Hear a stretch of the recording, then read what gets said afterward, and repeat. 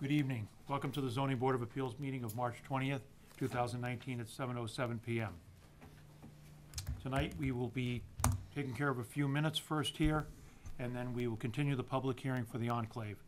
So at this time, I would ask the board, would they please take a look at the January 2nd meeting minutes? I will also note that this meeting is being audio and video recorded per the open meeting laws of the state of Massachusetts.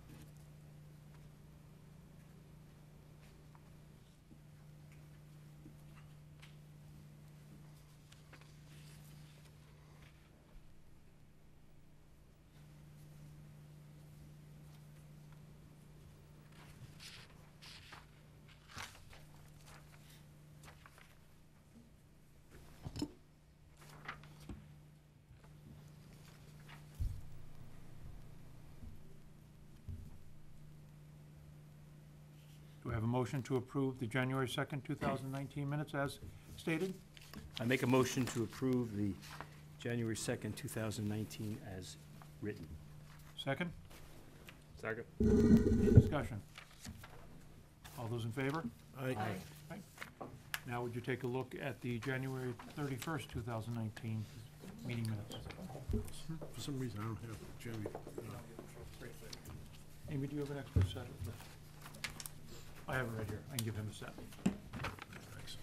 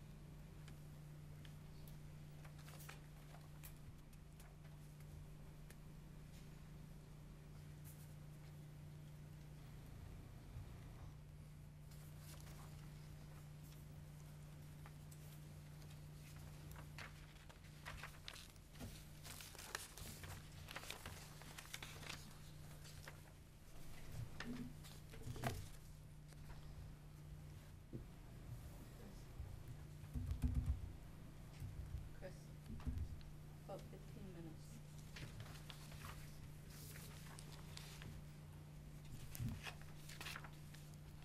Read slow.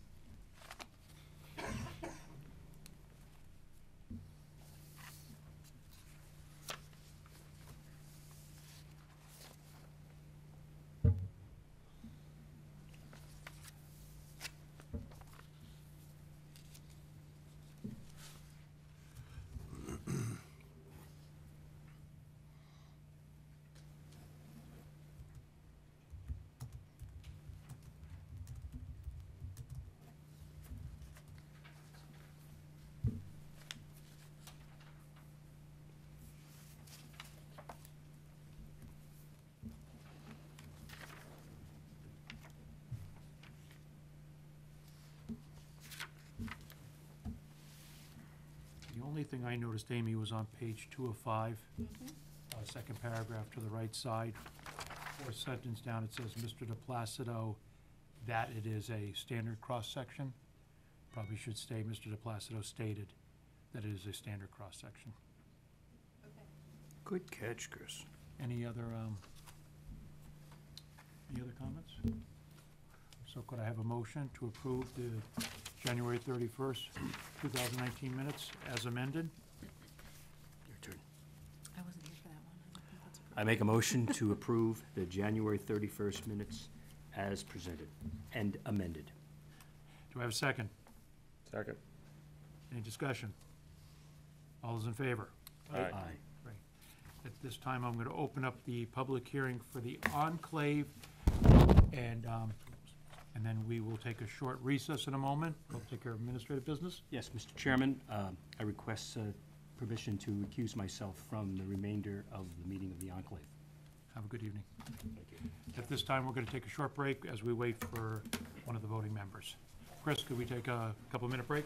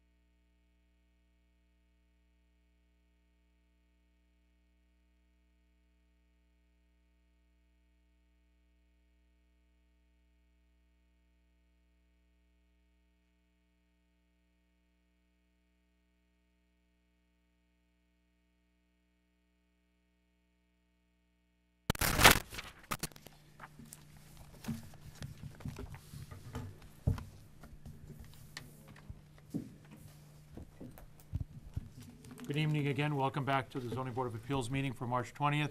I'll remind everybody this meeting is being audio-video recorded per the open meeting laws of the state of Massachusetts. At this time, I would like to continue the public hearing for the enclave, and I'll turn it over to Mr. Tom DePlacido. Chairman John Smolak, attorney for the applicant. With me is Tom DePlacido, principal of the applicant, as well as Randy Myron, Blower Engineering. Just for this evening, what we'd like to do as an initial matter is, I think we'll first start off with Tom DePlacido providing a brief update on the architecturals, and then follow that with a discussion by Randy Myron of the DPW comment letter that we received, as well as some comments on the Village Green sidewalk, as well as the boardwalk and the walking trail. And beyond that, if the board would like to go to the waivers and then the draft conditions for a discussion as well, depending on where we end up, it's either is fine with us. Would want to acknowledge that in terms of the record, I assume the board has the Norfolk DPW letter that was of today's date, as well as the Green International letter that was on traffic from March 15th. The Beta Group letter of March 12th related to the traffic, as well as an additional letter from Beta regarding landscape design. And then also we've received the Norfolk Board of Health letter that was dated March 18th. And lastly, we've provided the board with additional architectural design concepts and floor plans that you should have with you. So with that said, if there's anything else you'd like to add, or otherwise I'll turn it over to Tom Placido. That's great. Thank you.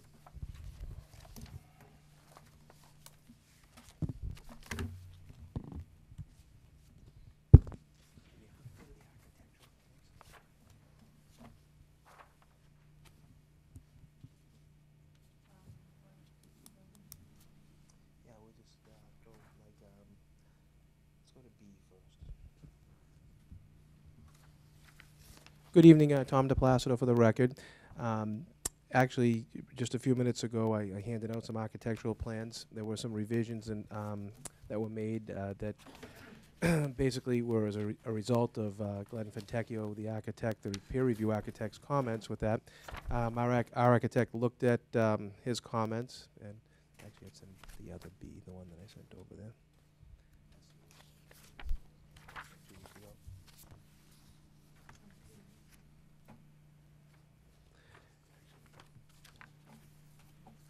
So it would be the one I emailed over. So go to B on that one. And I wanted to go over some of the changes that our architect did, and show you what's happening with those. This was, first of all, Plan A. There was really no comments on those. The review on that was positive, liked how that was. So we're going to go to Plan B here. And one of the comments was, actually, if you remember, there was a side door that came out over here, and that was the front entryway, and you walked around. So what we did was actually reconfigure the kitchen, put a front porch across here, and made the front entry straight on.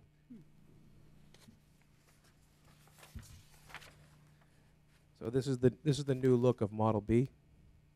I think it's a little bit more attractive. You'd have your driveways coming straight in, and a short walkway going to the front door, with a covered entry and a porch across the front. I think that is what the board was looking for, and it probably works a little bit better on some of the driveways in the plans. Looks good. So that was that change with B.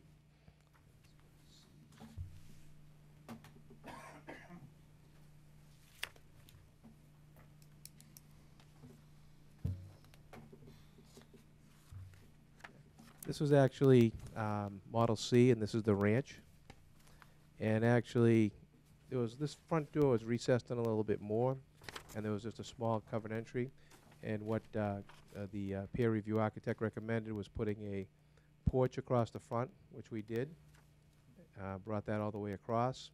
Actually made a little bit more covered entry there. It gave a much nicer look from the front elevation.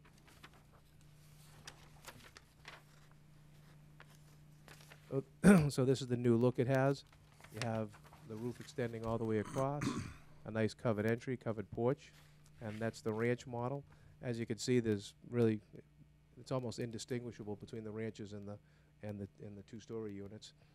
Very nice look with this, and that's what we had, and I think Bill has some comments from Glenn on this. But before we get to this, if we could back up just for a second here. to the floor plan. This is going to come up a little bit later tonight, and it actually has to do with the impervious areas and, percentage impervious. And Randy and I from Bowler have gone back and forth on this about percentages and things. There are a couple of smaller lots in the area. And when you try to figure driveways and what potential model could be actually beyond each lot, because buyers are going to have a choice of either three models. They're all very similar. They're all 76 feet approximately wide. Some are a little bit deeper than others. And then also, we do like to offer options to buyers that come in. For instance, you can take the family room here. Somebody may want to square this family room off so it bumps out straight, or they may want to carry it straight down here like this. So actually, in other words, squaring this off. Or they may want to add a sunroom. These are minor changes. So I just wanted to run this by that maybe instead of looking at limiting impervious calculations per lot basis, it might be a lot easier actually and make more sense just to limit the overall duplex size. And we're looking at that, the overall size, if we were to square these up, basically 76 feet, and then go back 68, and leave enough room if somebody wanted to turn a deck into a sunroom, basically be about 5,500 square feet per duplex building. So I just think instead of trying to come up with impervious calculations, maybe just the overall limiting factor is that no duplex footprint could be larger than 5,500 square feet. And you could actually, it's pretty simple to look at. You just 76 across and take the largest one at 68, and then I added a couple hundred square feet in case somebody wanted to do a sunroom. And I think that would solve the impervious concerns for the whole development with that. And that would be a maximum size duplex that we would agree to not exceed that amount with it. And it gives some flexibility to the buyers if they want to put a sunroom on, or if they want to bump out the kitchen a little here or square this up and some things like that. So just a concept I wanted to run by the board. And while we had the architectural plans here, I thought that made sense. Just a quick question, Tom. If somebody wanted to square off one of those, would the foundation change, or did you cantilever the room out over? That's a good question. While you could cantilever the room over, I wouldn't do that. I would pour the actual foundation out. Mr. Chairman, I think that concept makes sense to me. 5,500. So what was it, 5,500? Yes, a maximum size of 5,500, and that would be for all three buildings. We could, that, because they're all approximately 76 feet in width, and then the deepest one's 68, and I think the next one's like 62. So they're all very similar in size.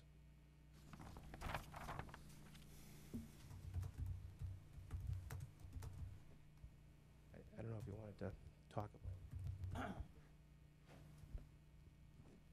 Bill McGrath with Beta Group.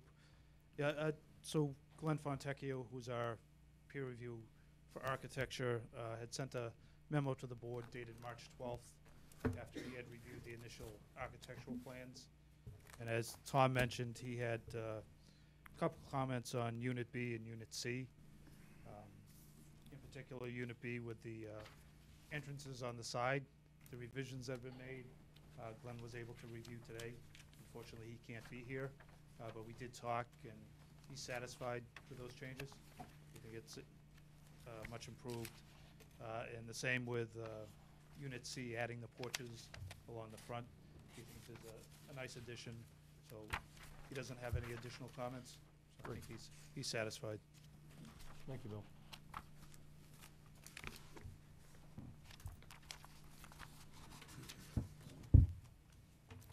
Hi, folks. Randy Myron with Bowler Engineering. I just wanted to touch just real quick on the DPW letter. I know we just received it a few hours ago, but I think we're generally agreeable to most of the comments. There was just a few I wanted to touch on real quick. One of them was He's asking for an updated water system review. And if you folks recall, there was a previous water system review done on the 56-unit plan. And of course, with this being, this development being less dense, having less demand, I know that Shauna Tetra Tech, I believe he was okay with not getting an updated water system review done. So I don't know if the board has any comments or concerns with that. And then, just real quickly,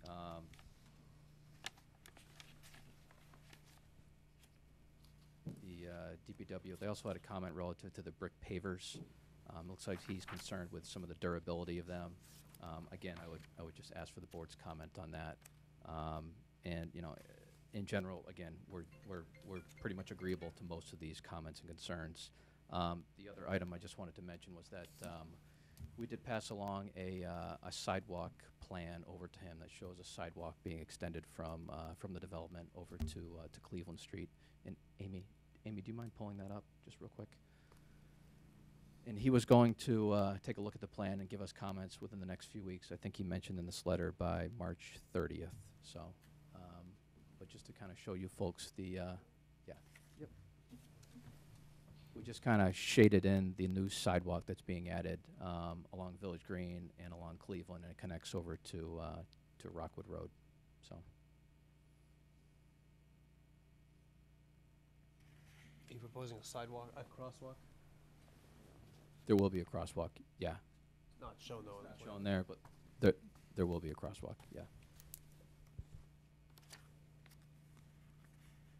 Yeah, there will be a crosswalk that connects it. Crosswalk here where it crosses Village Green. That ties into the existing sidewalk on at Rockwood Road.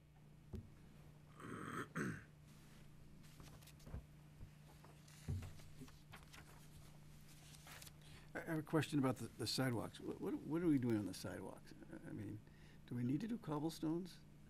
No, we're actually, Stanhope has a asphalt monolithic Okay, sidewalk, so we're gonna continue that on the one side and then cross over and continue the monolithic okay. asphalt on the All other. right, so these comments about the pavers and everything The are pavers are inside the development. inside. Right. Okay, all right. Okay. Okay, got it.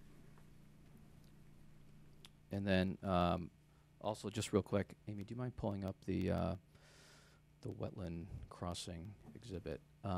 We did meet with the Conservation Commission last week. In general, the meeting was, I'd say, positive. They were happy to see that the development, the density of the overall development has decreased, again, because they hadn't seen this thing since, it's been like about a year and a half, from the 56-unit plan down to the 40-unit plan here. You know, in addition to that, there's less impervious area associated with this new development also, so it's obviously a benefit to the project and to the commission.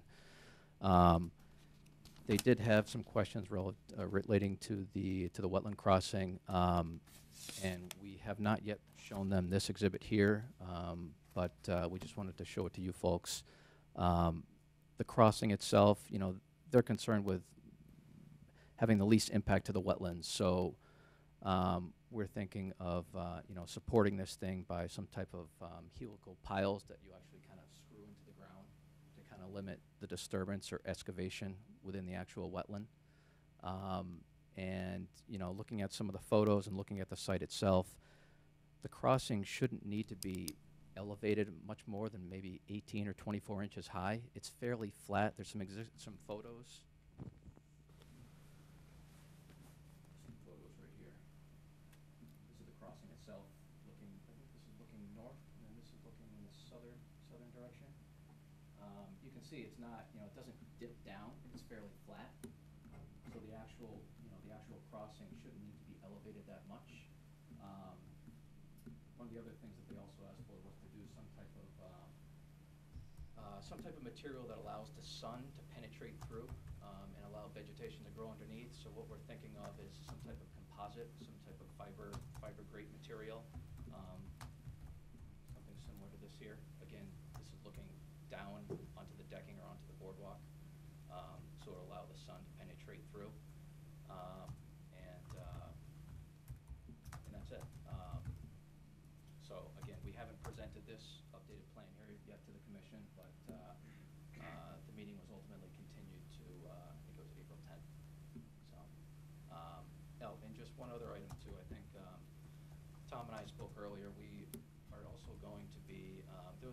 concerns from this abutter on Juniper Lane relative to the actual path where it connects out into Juniper Lane. And I think, Tom, I believe you had a discussion with DPW, and what they'd like to do is to kind of reconfigure this path so it follows along this property line, and then it goes within this easement area, and then it kind of directs down towards the wetlands. So this plan will need to get updated a little bit. And we can certainly show that to you folks somewhere. Any questions from the board on any of these items?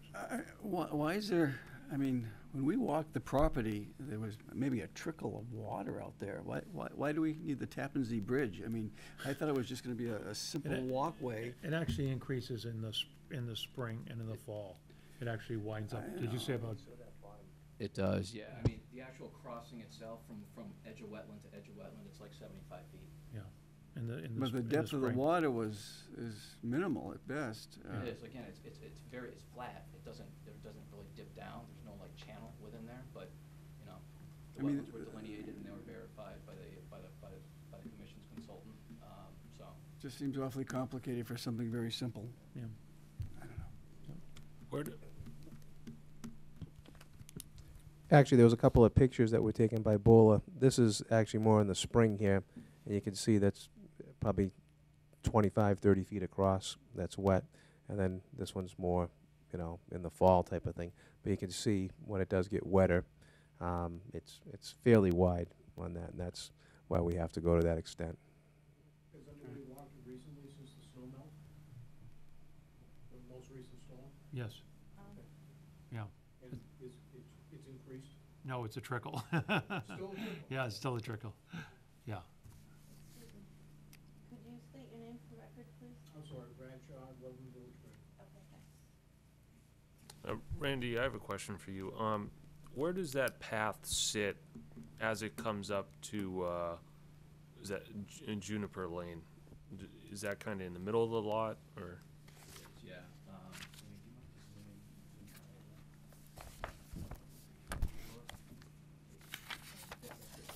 See that dashed line right in there? That's where the existing path connects to.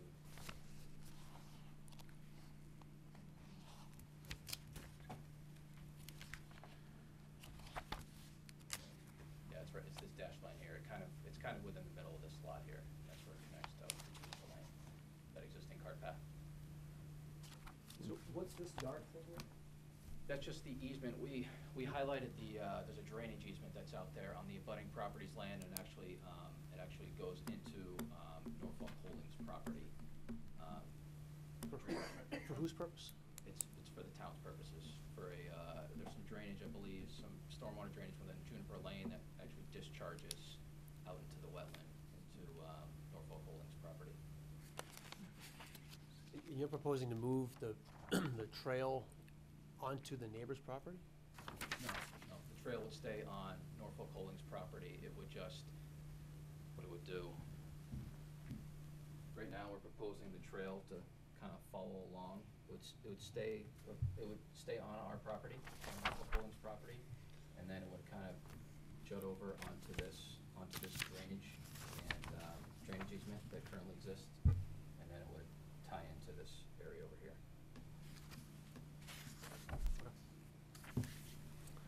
Basically, the DPW's comment is then it has a double purpose. It actually allows them access to the head wall too, without then having to go onto the neighbor's property. Because this is large growth trees in here and everything. The easement's way overgrown. It's actually a nice buffer. So what happens is by putting the walkway here, at least the DPW can get out to inspect the head wall fairly easily if they have to. So it's serving two purposes. Are you proposing to remove trees for the location of that path, or are you gonna try and fit that in? Actually, having been out there last week, I think we can meander it, you know, through the trees and things that are existing. I don't think there's any trees that have to come down to make that happen. I think we can, you know, meander. That's what a trail's supposed to be. Yeah, So yeah, meandering, that's- especially just with some consideration to the neighbor to just try and maintain some level of vegetation out there. Yeah, I think we can, like I said, meander it through there and make it so that it's almost like it is today, really, and things looking at it. We have to obviously clear some brush up and there's some other, debris that have been Yeah. dumped out over there and things, but it looks like the taller, older trees, there's not a lot of low growth. You can meander through there with something. Any other questions from the board? Any questions, any other questions from the public? Okay. Thank you. At this time, I'm going to turn over to Bill McGrath. Bill, you update us on the architectural. Do you want to update us on the traffic and on the landscape reviews?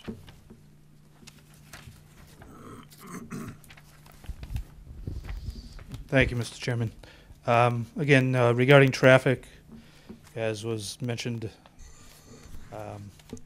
Jason Plord, our peer traffic reviewer, had submitted a letter to the board dated March 12th. There were really 3 outstanding issues left remaining from previous reviews. One regarded the site distance triangle where the development roadway came out onto Village Green. That was resolved. We got a new figure showing the site triangle, what clearing needed to be done, and that it could all be done within the applicant's property for the public right-of-way. The second outstanding comment in Jason's previous review was regarding the sidewalk along Village Green and out to Cleveland Street and Rockwood Road. Again, as was just shown, that's going to go in, so I think that issue has been resolved. And the third issue was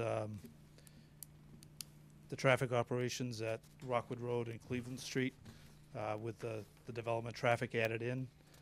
The previous proposal for 56 units excuse me, had increased the delay at the intersection by about 10 seconds and lowered the level of service down to a level of service E. With the new 40-unit age-restricted housing, housing, Jason did an independent analysis and found that those previous detrimental operations didn't exist anymore because of lower traffic volume from the age-restricted housing. So there's really no issues at the intersection now based on this development. He had also previously recommended that the intersection be monitored a year later after the development went in. But again, based on the new traffic generation and the new analysis, that's no longer required. So I think all of the outstanding traffic issues have been addressed at this point. Unless Do the we raise board, the project to an A, or do we, or down still? you don't improve it, but Okay. it doesn't make it worse. So All right. I think that's usually the best we can hope for. I don't know if the board has any other questions regarding traffic. For the traffic study? Right, and then on the landscape. Again, regarding landscape, so we had submitted a letter to the board dated March 5th after Scott Ritter, our peer review for landscape, had gone through the plans. I believe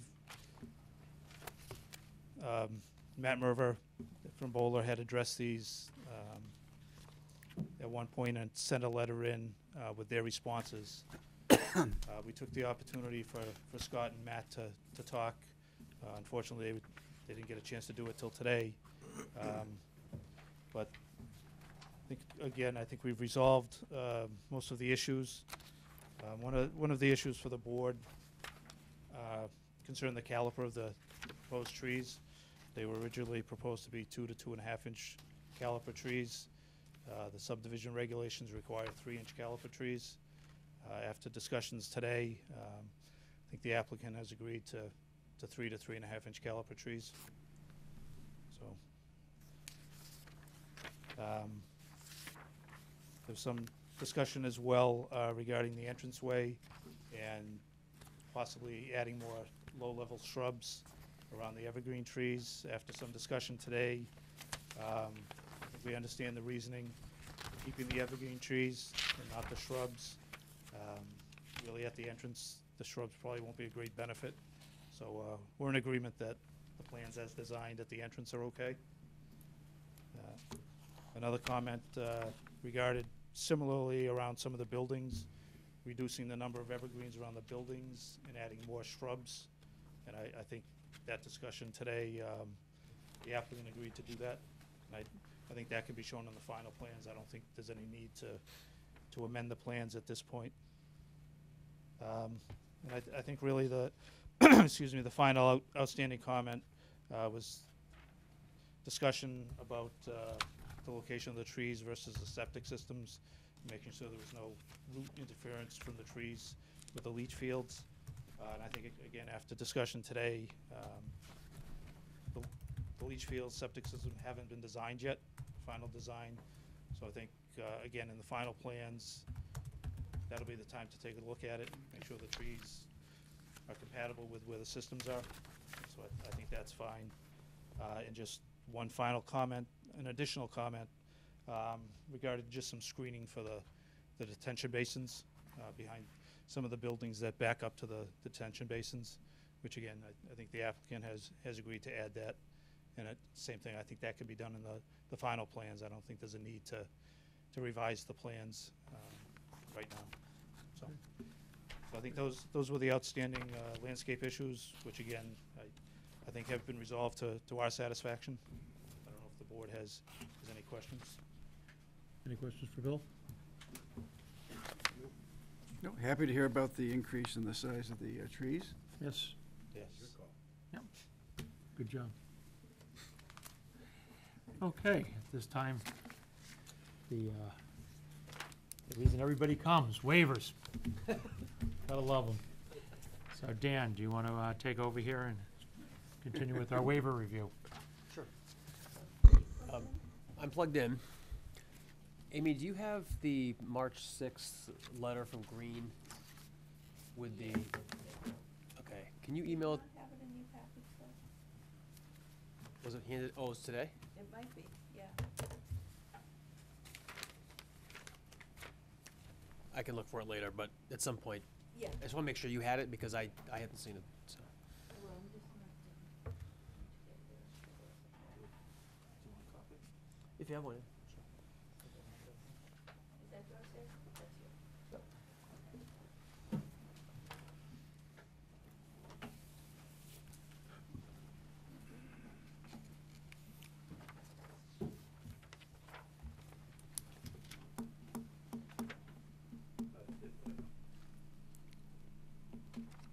Devin, can you move that chair?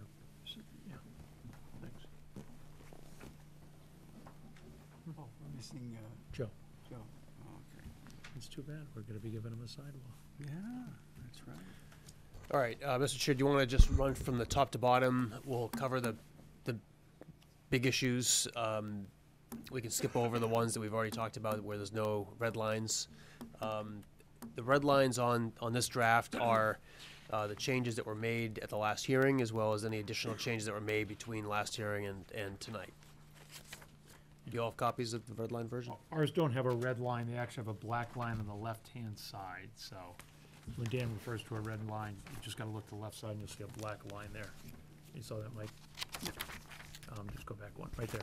These lines here are the red Oh, lines. yeah. All right, so for example, the first one is earth removal, and there's some changed language under the proposed action column. He says this up there, right there. So this is something that Chris and I talked about this afternoon. You have on your plan, there's a calculation of a net export of 13,000 cubic yards. We talked about this last time. The bylaw caps it at 500 cubic yards per lot. Anything over that, you need a special permit. You don't think you're going to need a special permit because that's a lot of earth. You're only talking about 13,000 total for the entire site. So my suggestion here is that you've asked for the waiver. We can grant the waiver, provided that anything that's more than 10% over the 13,000 you'd have to come back to us. But the board is comfortable, I think, with the 13,000 being the estimated net export. Is that right? Yeah. So, Comfortable with that? Yeah, I think too that, doesn't he not anticipate a net export? Does he anticipate they're gonna use?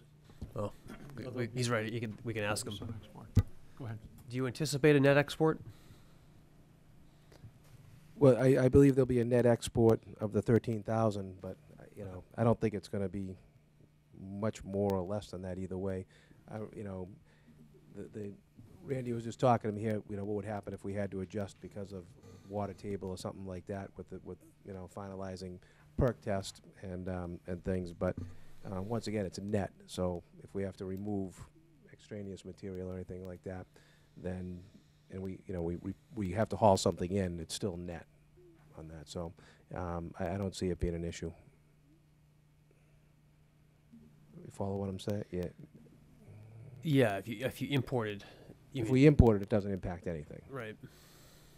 That's would probably be the only effect here, is if there's a higher groundwater table, or you know, we have to import septic gravel or something like that.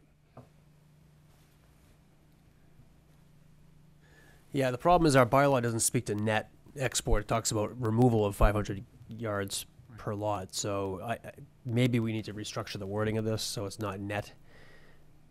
In other words, we can't have a situation where, you know, for some reason you're taking out 100,000 cubic yards. You can net that by bringing fill in, but that's not the point of the bylaw. Do you follow me? Yes, I don't see something like that, but Right. you know. But I think we need to control for that. What is the export volume? Not the net, but the actual export volume. It's 13,000. Still yes. 13. So you're not anticipating bringing any fill in. Once again, I think I mentioned we may have to bring in structural fill. For instance, when you do your road, you got to bring in road gravel, processed gravel, things like that. You know, and that may increase the export, but it also, you're bringing, you know, a different type of material in for the import with it. All right, what if we just remove the word net from this? Does that work? So the actual export shall not exceed, or it should not increase by more than 10% of the applicant's projected export volume of 13,000. That would actually impact what I just was talking about. If we did have to export material that's not of structural quality or integrity for underneath the foundation or a road. Right, but if you go more than 10% above your estimate, then maybe that's something the board would want to talk about. But exporting material for foundations, now, once again, there's 13,000. For the site itself, it's a balanced site. The 13,000 actually came from what was estimated to be foundation holes, septics, and some roadway work there and stuff, which is actually exempt under the bylaw anyways. I mean, actually, it may be just simpler to say that, you know, the 20,000 that we're allowed to do, because it's 40 house lots, and anything more than that, we have to come back for special permit.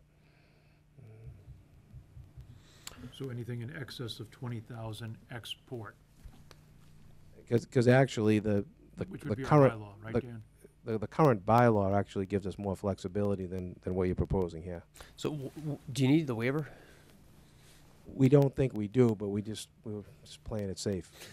Right, but I don't think the board wants to just grant a blanket waiver, right? So if you're going to be over 20,000, then you'd need a waiver. 20,000. Right.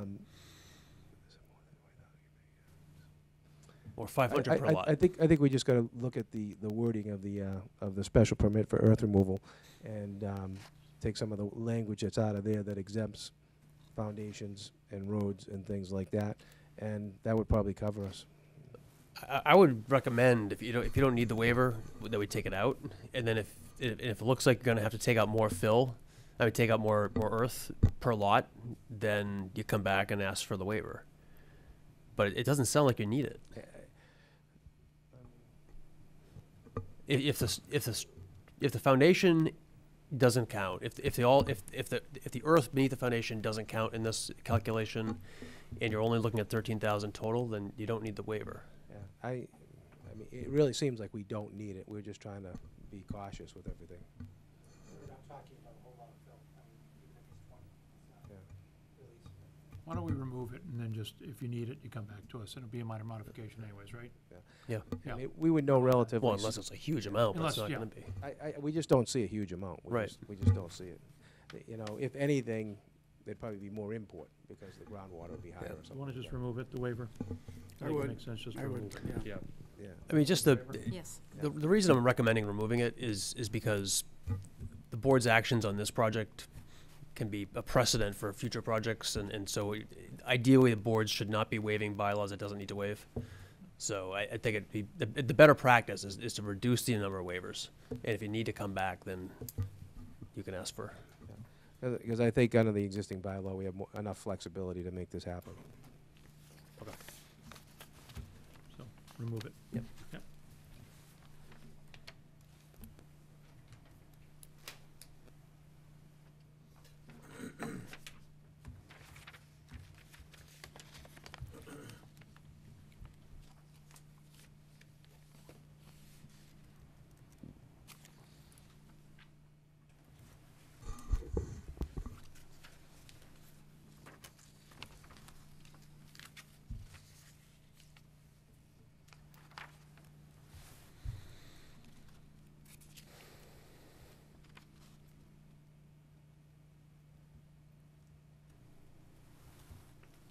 All right, the scenic road bylaw, I don't think there's any changes from the last time we talked.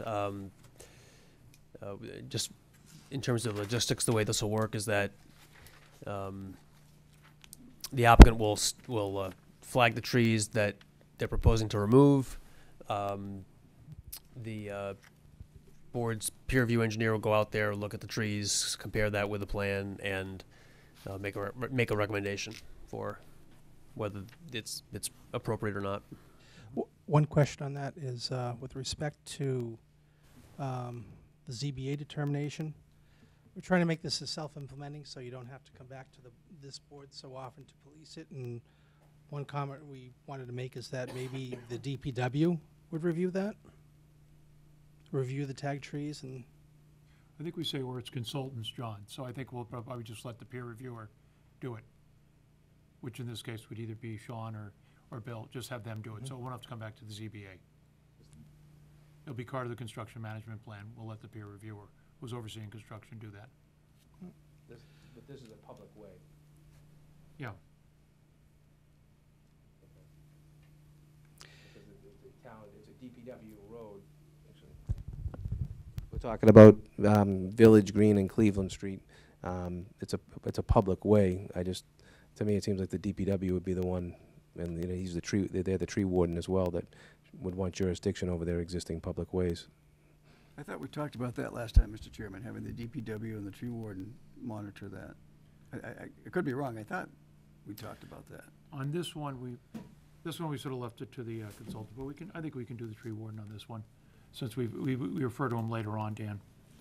Yeah, the only reason I thought having an engineer look at the tree removal is that on the site distance triangle plan, the engineer would have the plan with the dimensions and be able to line up the plan with the trees that are proposed to be taken down within the site distance area.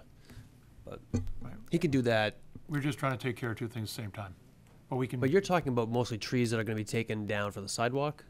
Yes. I mean, yes, that's tree warden. Yeah. The site triangle, I'm thinking that's on the site, so yeah, that would become under the consultant. All right. Oh. So you want to change that to tree warden? Tree on the, warden, yep.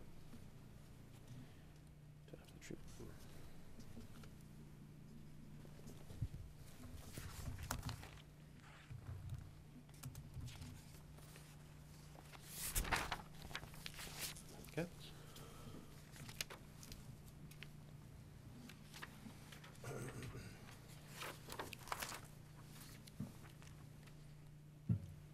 Stop me if you want to talk about any of these. I'm just going to skip ahead to the next change. Nope, just Just keep going to the major ones.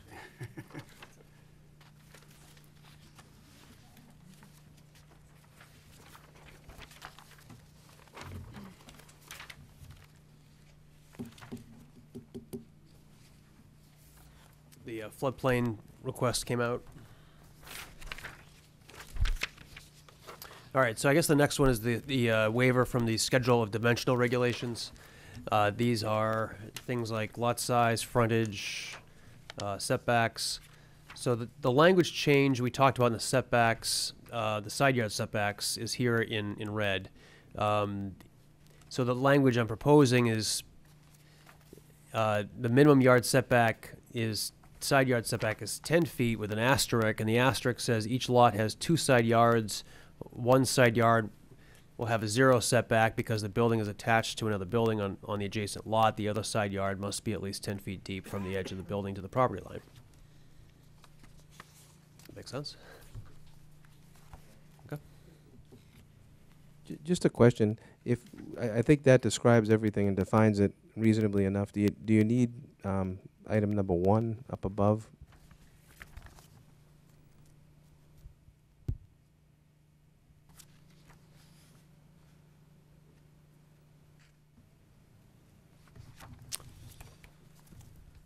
The only reason I ask is I just didn't want any confusion or anything. That's all. I think it probably is duplicative, so we could take it out. Okay. Yeah.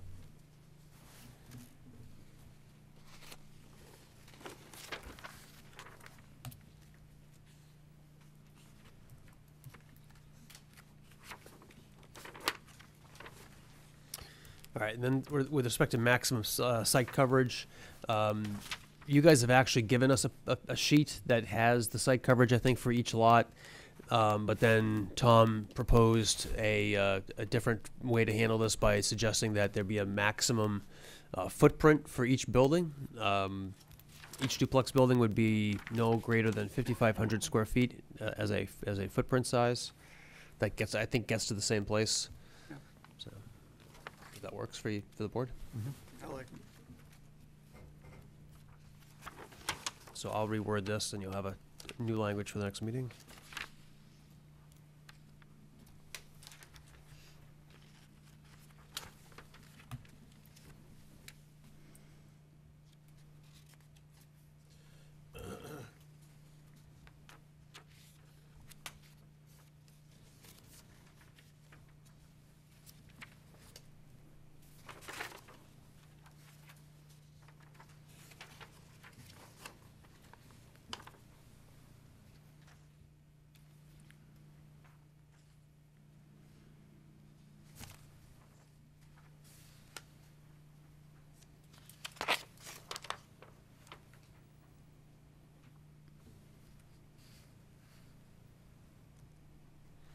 I just made some wordsmithing changes on section 4.14.2 of the subdivision regulations.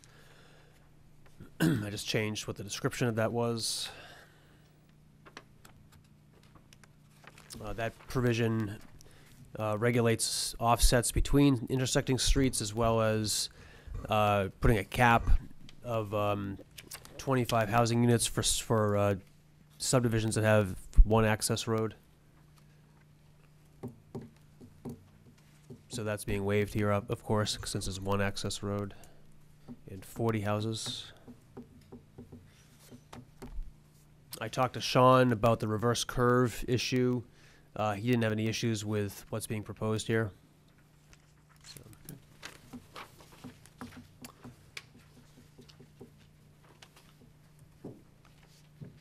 So the next one I would say is grades. And my note here was that you guys are going to get back to us on what the grade would be. Sean actually recommended that the first 50 feet, the grade should not exceed 2%, and the second 50 feet should not exceed 4%. So I've actually drafted that. Does that work for you? That works, yep. Okay. Is that okay with the board? Sounds good to me.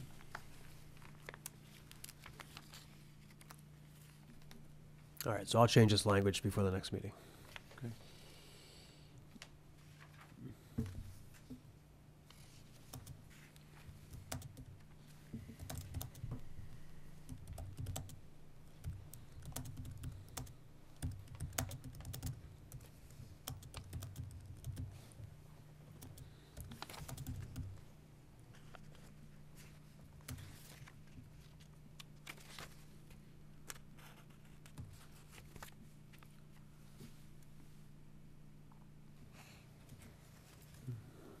The slope section, 4.15.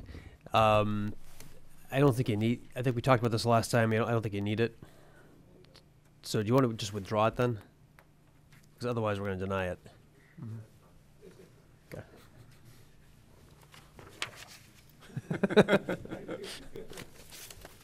It's either option A or option A. That's right.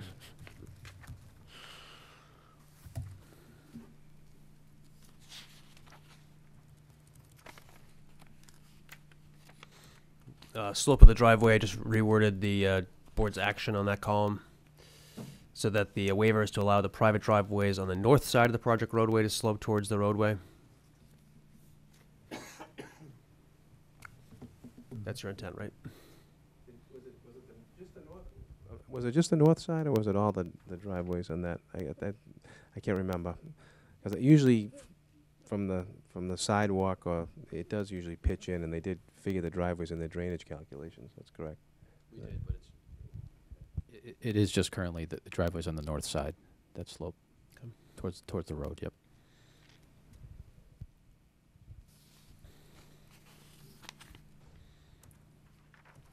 Okay, 418 was withdrawn last time.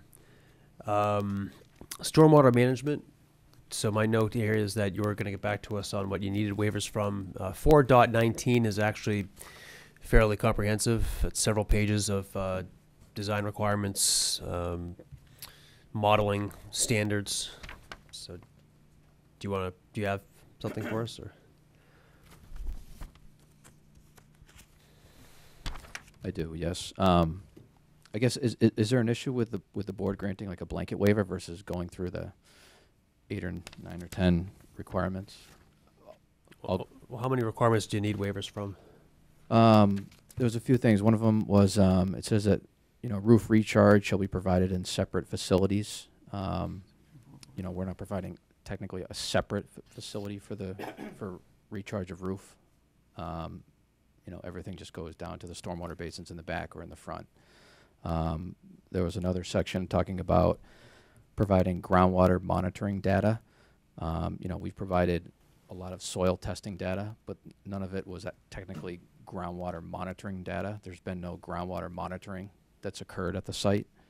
There was a large section talking about geotechnical testing and doing, permeability tests, and I think it actually talks about providing like groundwater adjustments based on the Frimpter method. Again, we haven't provided any geotechnical testing. We provided a lot of soil testing data, but it wasn't geotechnical testing data. Let's see, there was another section talking about all culverts shall be RCP pipe. I know that the DPW director, I think he had a comment on that.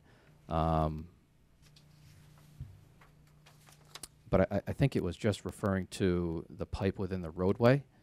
There's pipe outside of the roadway that's HDPE or ADS pipe that's shown on the plans.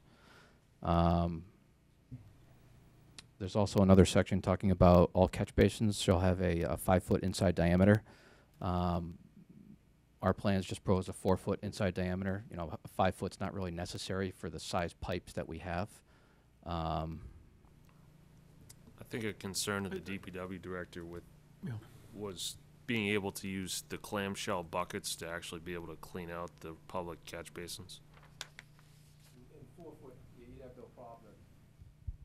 With a 4-foot inside diameter, you'd have no problem at all. That's usually standard in most towns, because you're going through a 24 by 24 catch basin cover or a 26-inch manhole. So your access is already defined by the size of the manhole or catch basin that's on top of the structure. Usually a 5-foot manhole, catch basin, something like that is usually if you have 3 or 4 pipes coming into it, so you have a greater circumference to bring that diameter pipe through. If you had 4 or 5 pipes feeding into one manhole, or you had larger pipes for that matter, 24-inch, 36-inch, and things like that. We just don't have those size pipes or that many pipes coming into each manhole or catch basin. I'm not sure if Bill wants to comment or anything either. Well, if I can add, in particular, catch basins typically only have one outlet pipe as well. Correct. And so it kind of gets rid of that argument, in my opinion. And also, having a 5-foot catch basin versus a 4-foot catch basin, you're also getting that extra storage capacity from the outlet to the bottom of the catch basin, which provides more sediment storage and sand storage and everything that is used to treat roadways. That's just extra storage area. So maybe the DPW would have to clean the catch basins less than if they were 4-foot diameter. One additional comment that I had is, just from a practical standpoint, I mean, the stormwater is going to be reviewed by the Conservation Commission according to the DEP stormwater policy. You already have the federal NIPDE stormwater standards that are in place, and the question is, do we need a third set of standards when we don't have a real sensitive area in terms of, like, if this was in a zone 2? And so I would, suggest that perhaps even we waive this instead of trying to pick it apart in terms of what does and doesn't comply, unless there's something within this provision that the board really feels is very important in terms of maintaining. My concern is that I don't think Sean has actually looked at these issues, and so I think one approach would be you'd have Bowler give you the checklist of nonconformities. You have Sean look at it, give us some advice for the next meeting. But if you want to accept John's argument, we could, you could waive this section altogether and just rely on the Conservation Commission to apply the state standards. The standards we're talking about here are more strict than the state standards. Right. Randy, can you put together a synopsis of the different waivers and what they are, like you just bulletized for the board? And then I think I think it would be good to have Sean look at it, get back to us, and then we can, if there's certain ones, we can pull them out. Okay, does the board agree? I agree, and I think we should avoid blanket waivers, Yeah. is my opinion. Well, we're trying to avoid blanket waivers, so yeah. Agree? Okay. All right.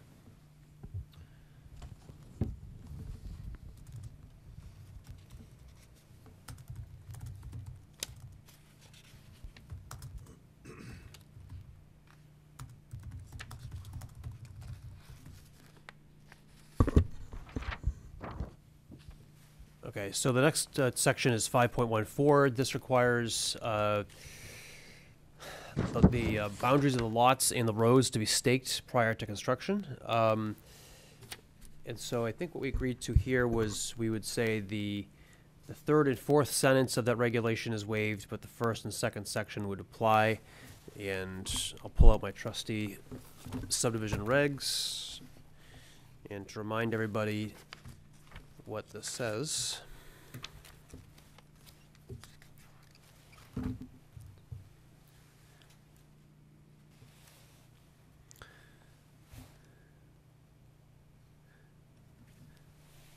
So the first and second sentences, which we would keep, are that prior to the start of construction of any subdivision, the property shall be staked along both sides of the street right-of-way at appropriate offset distances, or at an appropriate offset distance at 50-foot intervals. Finished grades shall be indicated on the stakes. So we would keep those. What we would waive are the next two sentences. Lot corners and any easements across lots that terminate at the street right-of-way shall also be staked. The planning board shall be given written notice that staking is complete at least one week prior to the start of construction. Correct. Yeah? Yep.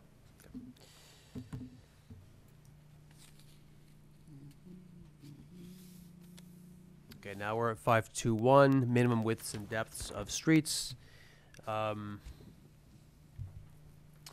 the last hearing, we asked the applicant to confirm what provisions from the table. These are tables that provide the required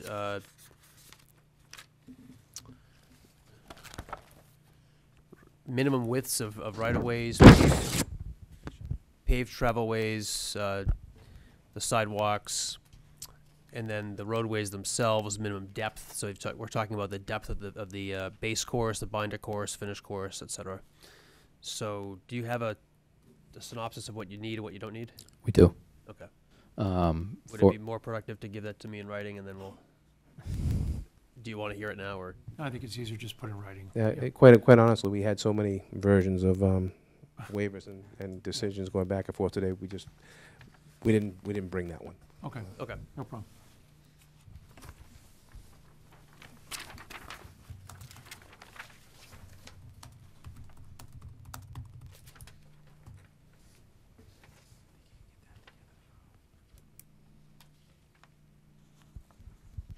Okay, the next one is the curbing requirements. We changed the terminology to call this a monolithic Cape Cod berm. And then we changed some of the language here that says vertical granite curb shall be installed at the entrance from Village Green Street as shown on the site plan. Your site plan actually shows that detail, that the vertical granite curb will be at that corner. And then the DPW director had some comments today about how he'd like the berm to be installed, basically the same time as the paving.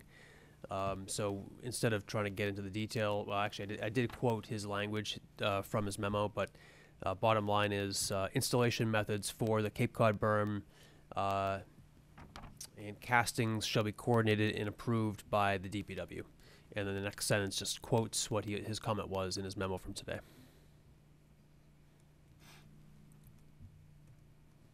We're not gonna make you put in granite, so we're saving you money. I have no problem with this and things, but as we get into the conditions of the decision, this construction methodology does affect how some of the decisions were written, so, and how things are finished. And I think, and we actually discussed this with the DPW director when we had met with him on Village Green there and stuff, Chris, last week. Yeah. On that. So I'll go over that with the board. We just have to change some of that language. Okay, great.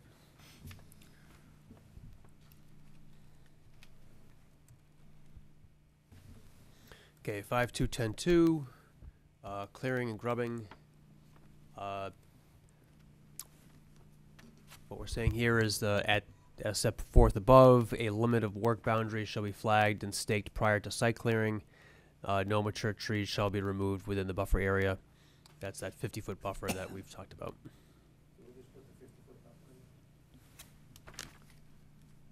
Sure. Yeah, I think we talk about this in several places in the decision.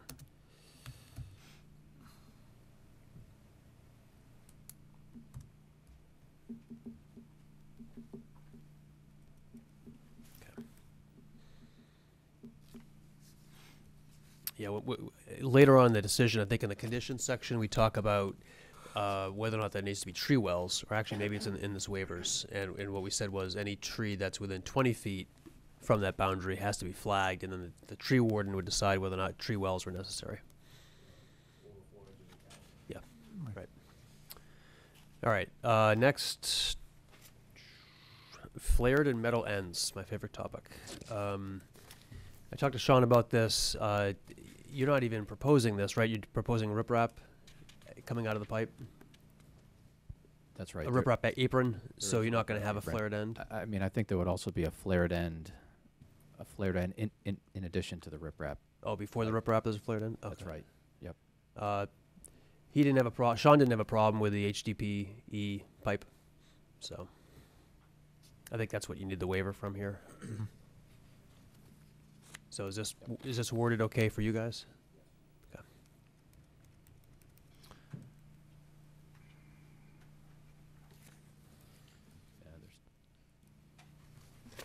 All right, looks like we're moving on to Board of Health. Yeah, Oh, sorry. There's two sections. We just wanted to also add section 5.0 and subsection 5.3.3.1. Again, it talks about catch basins having a minimum inside diameter of 5 feet. Where are you? 5.3? 5.3.3.1. So it's not in here, right? That's right. Okay. Yeah, that's right. So you want to add a waiver? That's right. Okay. This is what we were just talking about, so it may be conditional upon what Sean reviewed. But, and I think there was one other one that was on here that got eliminated. Can we get the DPW's opinion on that? Yeah. To see how he feels? Yep. Yep. So I think Randy, just include, why don't we have Randy just include those in your memo to us? In my list. Yeah. Sure. Please. Yep.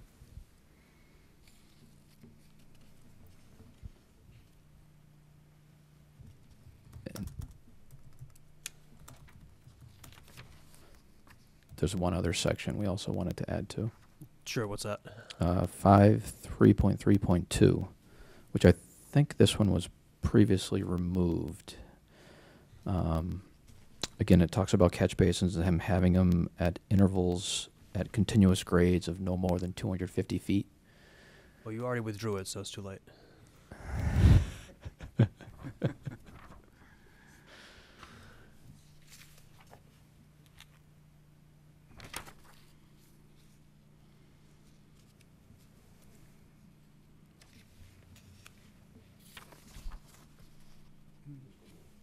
yeah, I'll add that to our list too.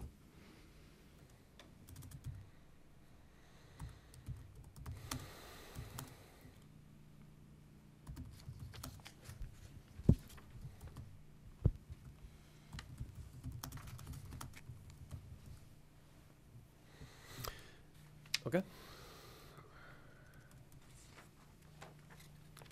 Anything else on subdivision regs?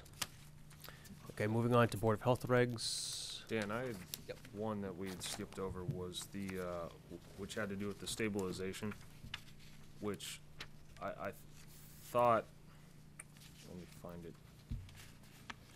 Article 7, Section 8, Property Stabilization Bylaw. And I have opened it, the What page you on? page 6. I just don't quite understand why you're asking for this waiver.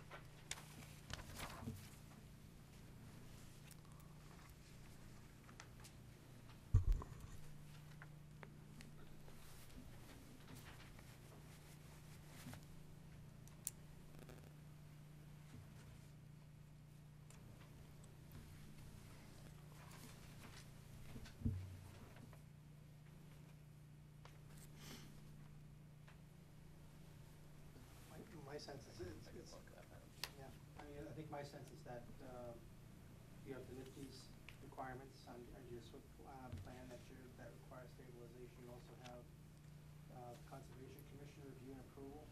That'll probably include conditions of stabilization. But the stabilization in the NIPD's requires, if you're disturbing more than 5 acres, you have to initiate the installation of stabilization measures immediately in any areas of exposed soil where construction activities have permanently ceased or will be temporarily inactive for 14 or more calendar days, and complete the installation of stabilization measures as soon as practical, but no later than 7 calendar days after stabilization has been initiated.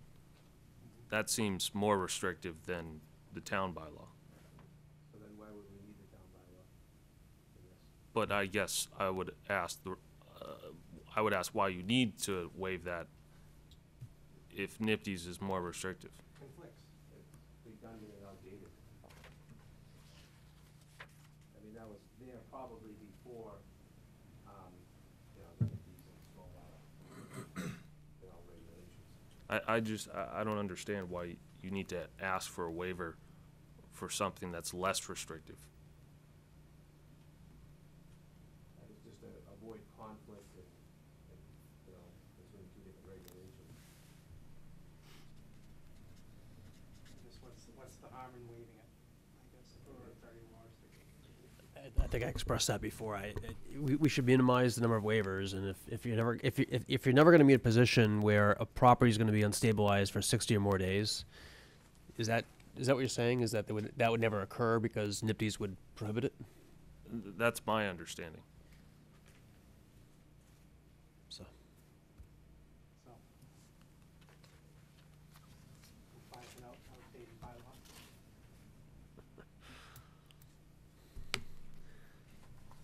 sounds like you want to withdraw it. You know, why don't you look, Tom, why don't you look at it, and Randy, why don't you include that in your short list, or your reasoning? I mean, it does seem odd that we would have an area unstabilized for more than 60 days on this site. So you wonder why you would need it waived.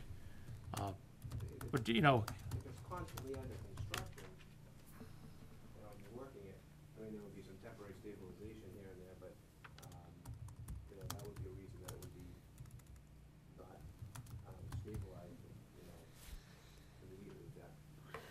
And this whole site is about 12 to 13 acres. right. Yeah, this whole site's about 12 to 13 acres, and we're trying to balance the cuts and fills, so you're gonna have that whole 13 acres exposed and working it for more than 60 days with that, obviously with everything. Under the NIPD's regulations and things, yes, if you're not working it and you're not under construction, then you'd have to stabilize it. I'm not sure, we'd have to check the bylaw on this, I'm not sure if that gives you that option. I guess the question is, what is considered unstabilized? Devin, do you have a, I think I see where this is going now, is if you consider that even if construction activities are continuing, Right. then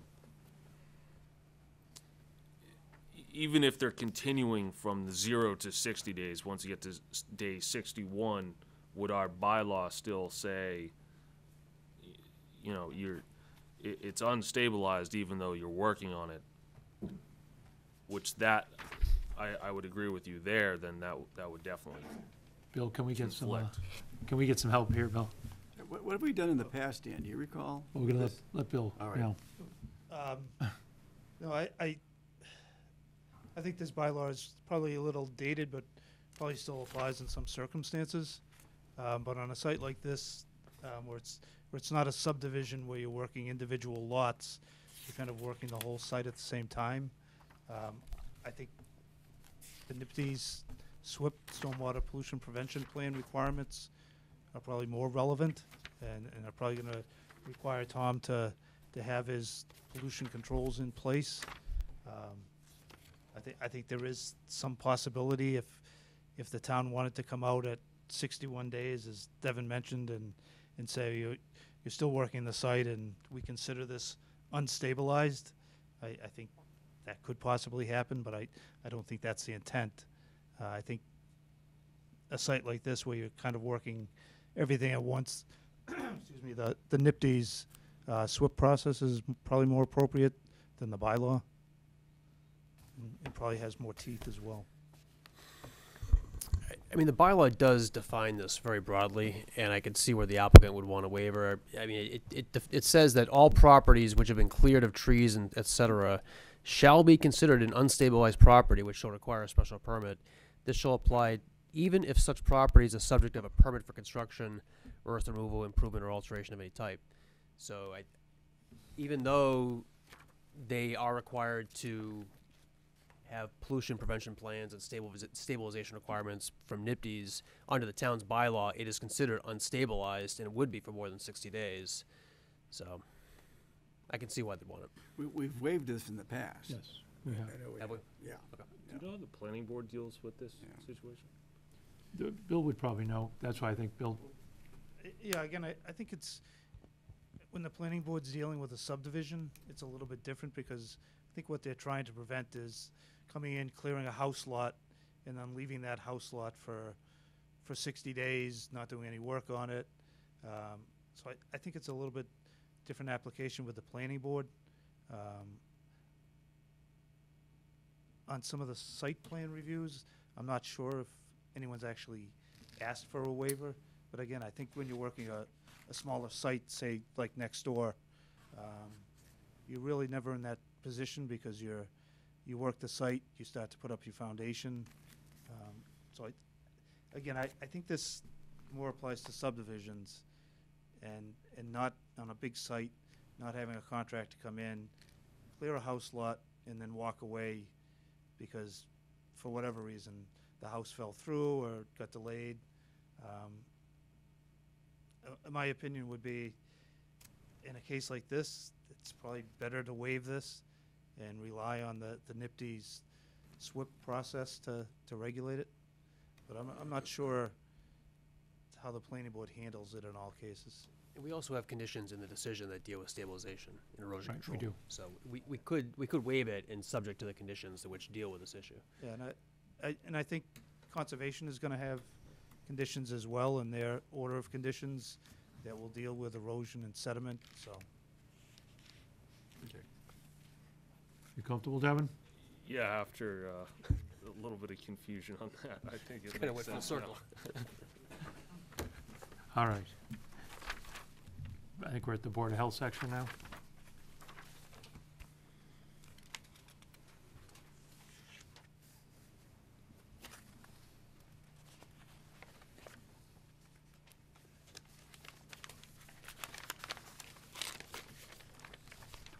Right?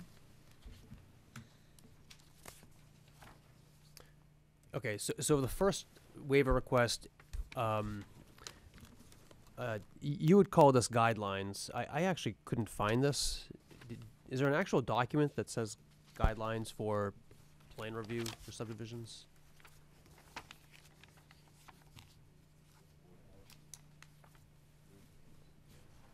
I could show you what I found. This is the Board of Health's website.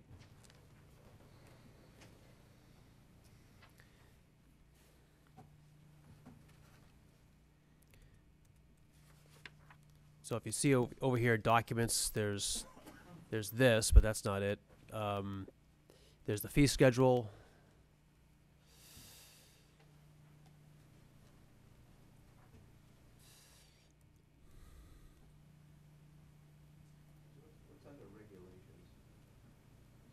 This one?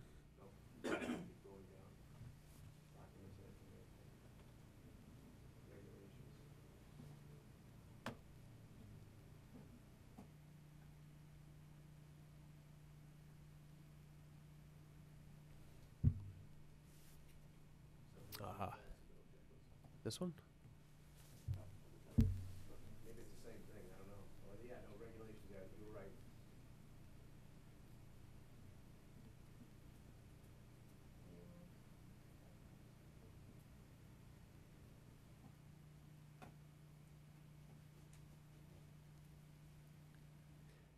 Okay. So is this what you meant?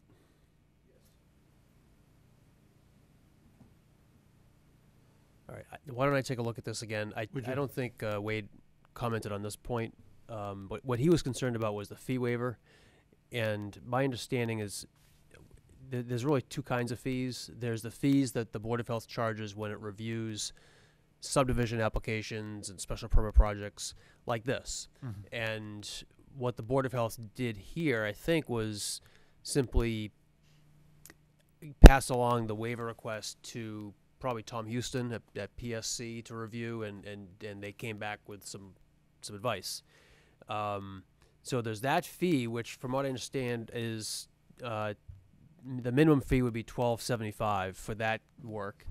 And then there's separate fees for applications for septic systems. So when they go in and apply for a septic system disposal construction works permit for each lot, that's $500 per lot, or plus a $25 admin fee. So you're asking for a waiver from the review fee, which is the $12.75, right? We're asking for a waiver from the Board of Health reviewing a subdivision regulations because we feel as though we've complied with that review going through the Board of Zoning Board of Appeals process. We are not asking for any waivers for septic reviews, that, Yep. perk test applications and all that. Okay. So I guess the question then comes back.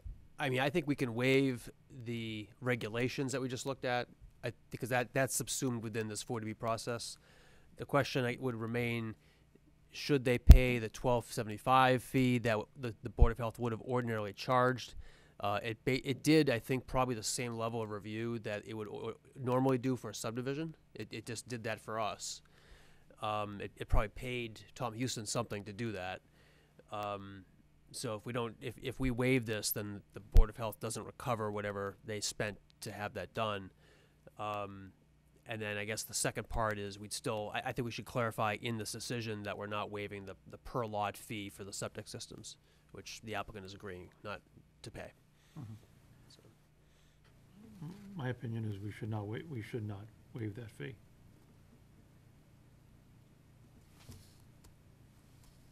Based on the letter we got. Again, as Dan just pointed out, this is how the consultants are paid for this review.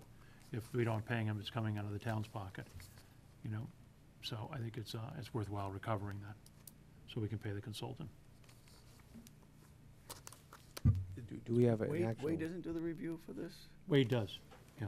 Yeah, but Wade hired PSC to do it. Oh, he did? Yeah. Okay, But he's responsible for it. okay.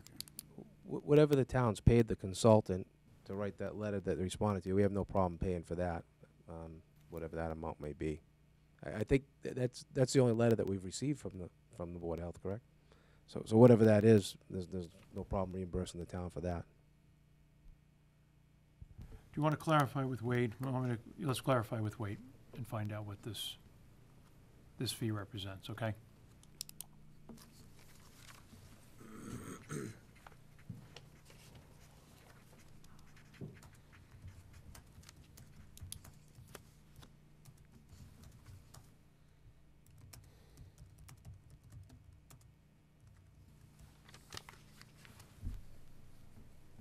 All right, we'll table that for the next time. Mhm. The next section is the groundwater supply protection regs. I just added a sentence that the project septic system shall be in compliance with Title V. That's that. And that's it, right? Mhm. Okay.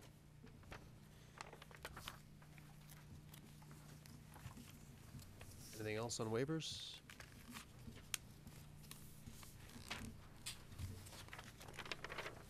Good. So can we get something back from you guys in a week? Or On your list, yeah. that'd be great. Okay. We'll clarify with Wade those other ones. All right. Do you want to start the conditions? Let's do it.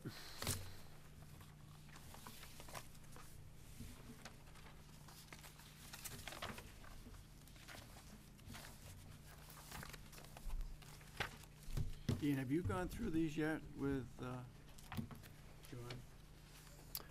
I have not discussed them with him. I gave them to John yesterday. So. And a lot of the language, by the way, is language that was in the Abbeville decision. And a fair amount of it comes from Rockwood as well. No, I'm just wondering if the attorney should go through this first. You're saying which John? What's that? You say John or Yeah, John and, John Smollett? yeah, and Dan.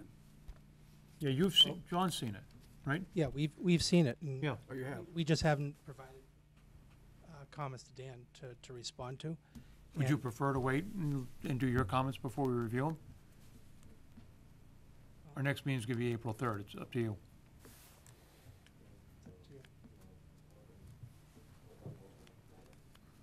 We could try to do that, if that's whatever's more efficient.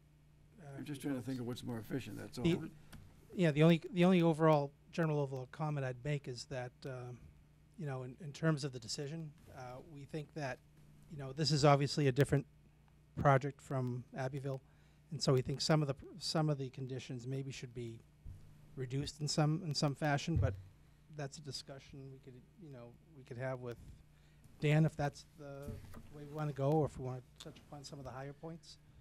Tom, like the CMP and things of that nature. So you're approving all the conditions, okay. Thank you. That's easy. Yeah, there's, because this was based on Abbeville, and for instance, you know, earth removal was much more of a concern in Abbeville than it is here with that, so I think it should be handled in a little bit different fashion here. For instance, there's some mechanics in some of the conditions here that, I mean, we could probably work out and then bring back to the board. For instance, with the monolithic berm, the DPW director likes it all installed with the top course and with a 6-inch reveal. And I believe one of the conditions in here says maybe before the last 10 occupancy permits or something are issued, the road has to have top course, and everything has to be done except for the top course. You can't do that because you can't put the berm in on top of the binder the way the DPW director wants it. So you can't put your sidewalks and you can't put your grass strips in because that berm holds back all that. So there's some mechanics in here that maybe we should work on some language like that and then bring it back to you, Dan, to look at. Yeah, we were going back and forth on the waivers, and I don't think we had we can go through this, but that's some of the generalities. It's up to you, of course, but I think my recommendation is that since we're all here, I think we ought to go through the tailored conditions. I mean, a lot of this is boilerplate, and a lot of it is the same sort of conditions we use for all of our projects, including Rockwood and Abbeville. But there's some unique conditions that relate to this project. I think it's worth starting the conversation about them and getting the feedback from the board, because these are my proposed conditions. You may not agree with them, so it's up to you. But I haven't even had a chance to look at these yet. Okay. I don't know, has everyone looked at Have these? you had a chance to look at them? I have not. No, I haven't even looked at these yet, so I haven't had a chance to review them. I'll make it noted that I did look at them. Why don't we, yeah, why don't No, why don't we wait to let the board have a chance? I mean, it's a lot to digest, and I'd rather have them prepared than not prepared. So why don't we, that'll allow you till some time, John, to make your comments. That's fine. Do you want me to telegraph a couple things, or not? Not go into detail, but just identify sort of the laundry list? When you say telegraph now or in your memo? Telegraph or? How are you gonna telegraph Lecture them? me. Yeah, yeah. Well, yeah. You know, Tom, I told you to keep him home. See how easy last week went? I mean, I know, we would already had it approved tonight. No? you know, we would have been done, you know? I had the signature page right. One thing I think it is important to mention before we wrap it up then for tonight is the DPW superintendent's comments about not wanting to plow the street down there and leaving it as a private way. I guess there's two ways we can approach this, is that putting a trail down there that connects Juniper, we're allowing public access for anybody in the neighborhood of Village Green to come down through this new road, you know, and come across the walkway to go through there.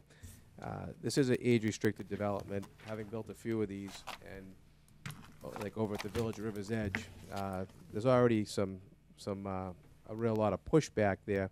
People paying property taxes, they get no services whatsoever. There's no break on anything, and they maintain all the roads, all the infrastructure, everything else with it.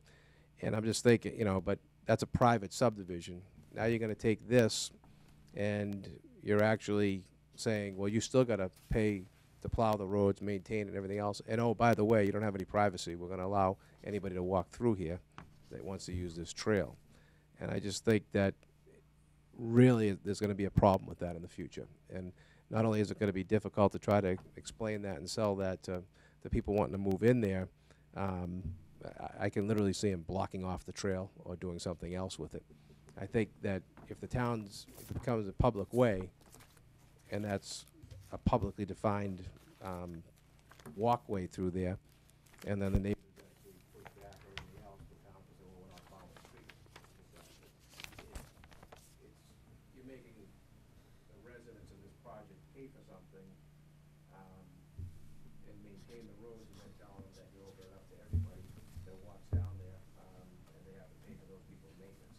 And I just think that it's either one or the other. It's either a public road with public access across the trail, or there's no trail, and there's you know, that's open to the public, and it's a private road.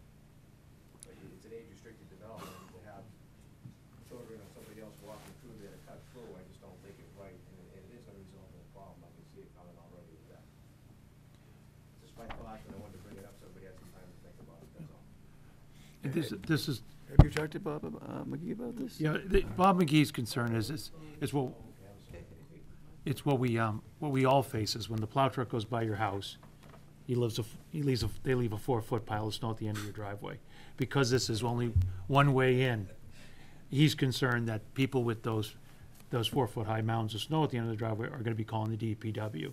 But as we all know, the HOA is gonna have to plow those driveways, clear the sidewalks, clear the visitor parking, and clear the mailbox. So they'll be prepared to do that. So I think Bob's concern is that he's concerned about the calls to the DPW from the homeowners, but I think most people in New England are well-versed in snow at the end of their driveways, so I think blow we it just back gotta. in the street. Yeah.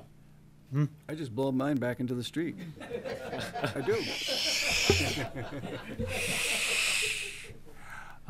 But I think we have to have a conversation with Bob about that. But I think one of the conditions and one of the concerns on this development was to make sure that the people of Village Green, people of Stanhope, had access to that path to get down to Juniper. And we also, as part of the mass housing, we made it as part of our traffic study, was to make sure that we also had accessibility over there for walkers, for people going to school, for people going to the train. So we're not gonna lose that path. So I think we're just gonna have to talk to Bob McGee and get this straightened out. But just think about it. But I think that to me is really that's our approach. And I think this neighborhood's better equipped with an HOA to maintain the driveways than a regular subdivision, or, you know, or some of the maybe grandfathered lots around Merrill Lake or other Populatic Lake that are very close together with driveways like that too, that each individual homeowner is We'll get Mike- blowing we'll get Mike snow down in the there with street. his shovel, throw it out in the street again, right? I mean, the road is 24, right? Yes. Yeah, That's it's correct. It's standards. built to subdivision It's built to standards. subdivision standards. Yeah. Okay, I do think maybe one concern would be if you're the plow driver, you're gonna come in, you're gonna go around the loop, and you're gonna come right back out. Just, how would the town be responsible for plowing that in that mailbox area? Would that be homeowners association? All those would be HOA. So So, all the parking lot spaces for that mailbox would be HOA plowed? and- correct. So, I mean, I think that makes a big difference. It's not one homeowner out there trying to clear a path to his mailbox. It's an HOA that's plowing out Yeah. and snow blowing out the parking area. And I think that makes a big difference too, because the plow's not trying to, the Right. town plow's not trying to take care of that. He's going in, going out. Yeah. Yep. Dan? Do you want to go through the decision and not talk about things, but just let me explain some of the highlights? I mean, I'm just, No, no, they don't. I know you want to stay here too, but you know, no, they don't. Dan, I agree. all right. I'll stay here all night. Phil will too, but they don't want to stay. No, I think we got to let them have a chance to absorb it. I guess we have to, Amy, we have to assign homework now to our members here to make sure they do it. But yeah, I think we just let's let them review it. Yes. Send us an email with the highlights. Yeah. All right. So you'll get your Cliff notes. you'll telegraph your your comments, and so at this time, could I get a motion to continue the public hearing till April 4th at 7:00 p.m. here at Room 124 at Town Hall? Mr. Chair, I do have one last question that, What was the date? April 3rd. April 3rd. I have a question that has remained unanswered to this time, is I did talk last time about that area that drains towards the site. If you're looking at the sheet, it's kind of that top left corner. Amy, can you bring that up real quick?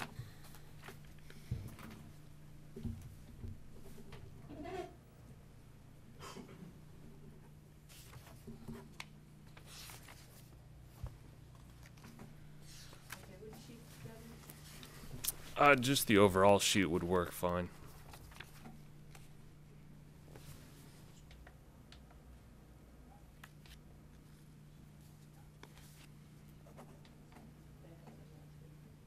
I can start to explain it before I show it, but Mass DEP stormwater standards, from my understanding, require you to analyze any off-site area that drains into your site and to analyze it and include it in your report. And this particular area has still not been analyzed. That you've personally, from what I understood you to say last time, does drain into the site. You've put the berm there to divert the stormwater around the site, but that's still not been analyzed in the stormwater report. That works fine. So kinda. Why don't you go up there, Devin, or point? Yeah, I can point point to it. It's this area up here where, on the post-development watershed map, your watershed line kind of follows that limit of work, and all this area kind of appears to flow into the site where you've shown the berm. And just, that's one of the DEP stormwater standards, is that any off-site area that's tributary to your site, your development area, I understand that you have to include that in your report. Yep. I've still not seen that. We can certainly take a look at that and make sure it's addressed as part of the final plans and the final drainage report. Okay. Yep. Want to put a little verbiage to that for your homework that you're doing for us for April 3rd? Excuse me, Chris, the Abbeyvilles are, April 3rd, I believe. I know. Oh, okay, I'm going to do them all. okay. You think for the meeting of 3rd, do you think you can have some for us on that? April 3rd. April 3rd. For the April 3rd meeting? Sure. Yeah, okay. All right. I just think that should be included in the final Yeah. plans and What report. did Sean, when you asked that last time, what did Sean say? I thought Sean was gonna address that with you, but I thought- Sean's not here. I think Sean basically said that he looked at it and it looks fine. Yeah, that's mean, what I that's- thought he said Yeah, too. we'll just, talk to Sean, and Can you you can. get some get us a- feedback from Sean? Because my recollection is, Devin, that Sean weighed in on it and said it didn't appear to be an issue with him. I don't know the details, but that's what I know it's, Actually, he did comment on that, and he said there was a swale and a berm that went around the back of Right. those houses and guided it into the stormwater system there that's designed. But I think if Randy can just come back and confirm that the stormwater basins and everything are designed to handle that flow, I think that would be what you're looking for. And if it's not, then have a statement that it'll be designed to handle that flow on the final plans. just my point is it has to be documented. That's correct. We agree with you. Yep. Okay. Okay, I'm done. So moved. second? Second. You can't move, you can't do both. I'll second it. All right. It's hard to get them to do things, folks. Any discussion? All those in favor? Aye. Great. Can I have a motion to close the zoning board of appeals meeting for March 20th at 9:00 PM? So moved. Second. I'll second. All those in favor? Aye. Okay, good night, thank you. Sorry, Dan. I'm gonna look at these things. I'm here to work.